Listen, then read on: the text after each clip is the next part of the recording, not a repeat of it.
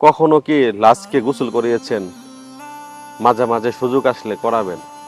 যখন লাশকে গোসল করাবেন আপনজনকে, তখন আপনি বুঝতে পারবেন সে আপনজনই আপনার হয়তো ভয়ের কারণ হয়ে দাঁড়াবে। কখনো কি লাশকে পাহারা দিয়েছেন? মাঝে মাঝে পাহারা দিবেন। দেখবেন আপনার মনের একটা ভয় উদ্ভূত হবে। আপনি কি কখনো কবরে নেমেছেন লাশ রাখার জন্য? মাঝে মাঝে নামবেন।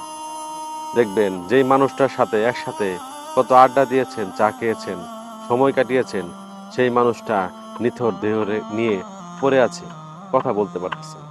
আপনার ভয়ের কারণ হবে। মাঝে মাঝে গুরুস্থানে যাবেন, গিয়ে কবর দেখবেন।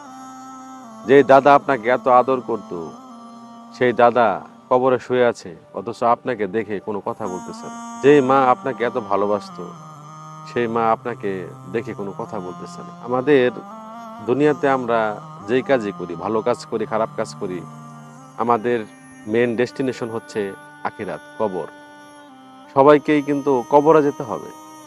আপনি ভালো কাজ করেন বা খারাপ কাজ করেন, যেই কাজই করেন না কেন, আমাদের মেন উদ্দেশ্যই হচ্ছে আমরা কবরে যাব, আখিরাত আমাদেরকে পেতেই হবে। কবর কিন্তু কাউকে ছাড়বে না। সেজন্য দুনিয়াতে যতই ক্ষমতা আমরা দেখাই না কেন, আমাদের ক্ষমতা কিন্তু শেষ হয়ে যায়।